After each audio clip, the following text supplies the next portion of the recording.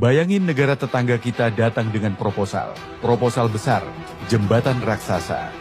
Panjangnya 48 km, melintasi Selat Malaka.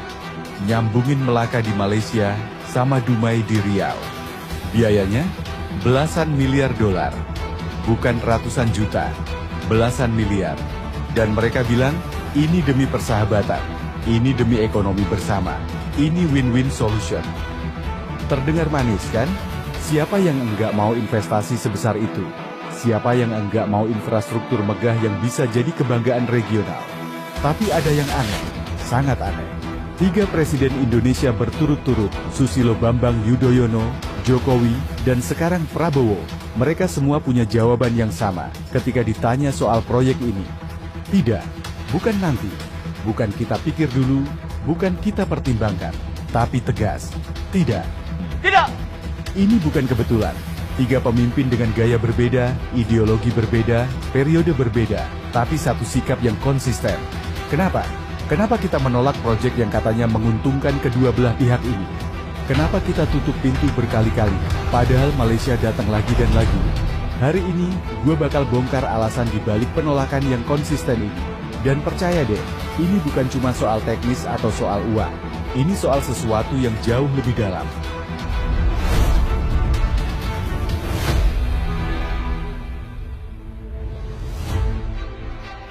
Ceritanya dimulai dari tahun 2006. Wacana jembatan Melaka Dumai pertama kali muncul, terus tenggelam, terus muncul lagi, tenggelam lagi. Tapi baru akhir 2025 kemarin, literally beberapa minggu yang lalu, isu ini tiba-tiba panas lagi. Ketua Menteri Melaka bahkan sudah mengalokasikan dana Rp500.000, itu sekitar 2 miliar rupiah lebih, cuma buat studi kelayakan.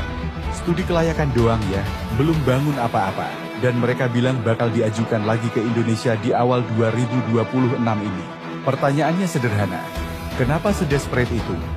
Coba pikir secara logika, kalau lu punya tetangga, dan tetangga itu berkali-kali nawarin proyek bareng, padahal lu nggak pernah nanya, lu nggak pernah bilang butuh, kira-kira apa yang lu pikirkan? Oh, dia yang butuh. Dan kalau dia yang butuh, pertanyaan berikutnya jadi, dia butuh apa? Jawabannya ada tepat di seberang Selat Malaka, di Sumatera. Malaysia, terutama negara bagian Melaka, punya masalah ekonomi yang cukup serius. Pelabuhan Melaka, yang dulu mereka bangga-banggain, gagal jadi hub maritim regional. Mereka bahkan punya proyek super ambisius namanya Melaka Gateway, investasi 2,7 miliar dolar. Gede banget kan? Mimpinya waktu itu. Mau saingin Singapura. Mau jadi pelabuhan internasional yang ramai, yang strategis. Realitanya, mangkrak sejak 2019. Terbengkalai. Investor kabur, kapal-kapal raksasa internasional, nggak ada yang mau mampir. Sekarang mereka stuck, ekonomi melambat, investasi asing turun, dan mereka butuh solusi cepat, butuh traffic, butuh pasar baru, butuh akses ke sumber daya. Dan di seberang lautan ada Sumatera. Pulau dengan populasi lebih dari 60 juta penduduk, lebih besar dari seluruh populasi Malaysia. Dan Sumatera bukan cuma populasi, Sumatera itu gudangnya kekayaan alam. Sawit, Indonesia penghasil terbesar di dunia. Karet, ekspor raksasa. Batu bara, minyak bumi, gas alam, semua ada di sana. Jadi kalau jembatan ini jadi, Malaysia bukan sedang membangun jembatan persahabatan. Mereka sedang membangun akses langsung, tanpa hambatan, tanpa bea cukai yang ribet, ke gudang kekayaan kita. Ini bukan kolaborasi, ini akses VIP. Oke, sekarang kita flip perspektifnya. Kita lihat dari sudut pandang Indonesia. Kalau Malaysia dapat akses bebas ke Sumatera, ke sumber daya kita, ke pasar kita, pertanyaannya jadi, Indonesia dapat apa? Mereka selalu jualan kata konektivitas. Selalu bilang, nanti ekonomi Riau bakal maju, turis Malaysia bakal banyak datang. Kedengarannya bagus di atas kertas, tapi coba kita simulasi dengan contoh yang konkret. Bayangin lu punya toko bahan bangunan di Dumai, toko keluarga, lu jual semen, pasir, kayu, besi, semua bahan mentah. Harganya murah karena lo jual grosir. Terus tiba-tiba ada jembatan, konektivitas meningkat, truk-truk dari Malaysia bisa datang langsung tanpa naik kapal. Mereka datang ke toko lo, mereka beli bahan mentah lo dalam jumlah besar. ratusan ton.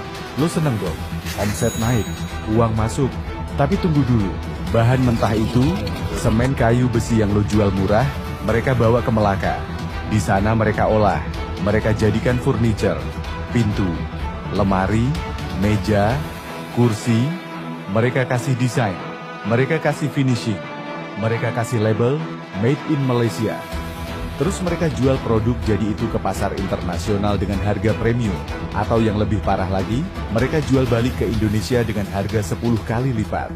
Lo dapat untung dari jual bahan mentah, mungkin margin 10-20%. Tapi nilai tambahnya, processing, desain, branding, profit besar, semua mereka yang dapat. Ini bukan konektivitas yang seimbang, ini eksploitasi dengan kemasan yang ramah. Dan masalahnya nggak berhenti di ekonomi doang. Coba kita lihat track record Malaysia dalam mega proyek infrastruktur. Melaka Gateway, gagal total. Forest City, kota megah yang mereka bangun di Johor untuk tarik investor asing. Sekarang jadi kota hantu, gedung-gedung tinggi kosong. Proyek kereta RTS ke Singapura harusnya selesai 2024. Sampai sekarang masih tertunda gara-gara masalah koordinasi dan dana. Kita serius mau percayakan kedaulatan perbatasan kita ke partner yang track recordnya kayak gini. Dan belum lagi soal kontrol. Siapa yang atur imigrasi di tengah jembatan? Kilometer ke-24 itu wilayah siapa? Kalau ada kerusakan struktural, siapa yang tanggung jawab? Kalau ada sengketa hukum, hukum mana yang berlaku? Indonesia punya trauma masa lalu soal perbatasan. Pulau Sipadan dan Ligitan lepas ke Malaysia di Mahkamah Internasional karena kita lengah. Kita nggak mau jembatan ini jadi celah baru yang bisa disalahgunakan. Dan disinilah logika dari 3 presiden kita muncul. SBY bilang tidak, Jokowi bilang tidak, Prabowo juga bilang tidak. Tidak!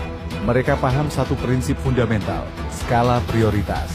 Buat apa kita bangun jembatan mewah ke rumah tetangga kalau kamar kita sendiri belum tersambung dengan baik? Fokus kita sangat jelas sekarang, Trans Sumatera. Kita mau sambungin Lampung di ujung selatan sampai Aceh di ujung utara.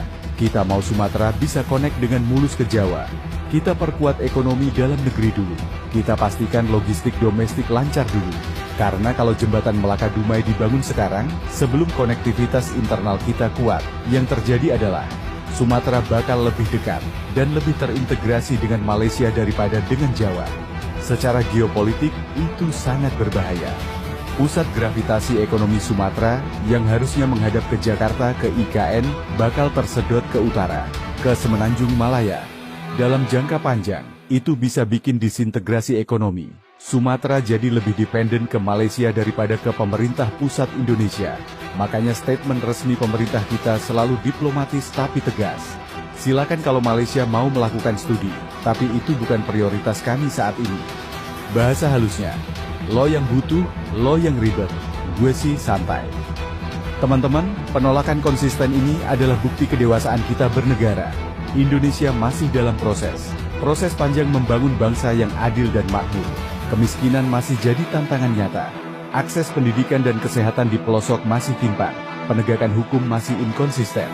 Kita nggak klaim diri kita sudah sempurna. Kita realistis dengan kondisi kita. Tapi ada satu hal yang sudah tertanam kuat.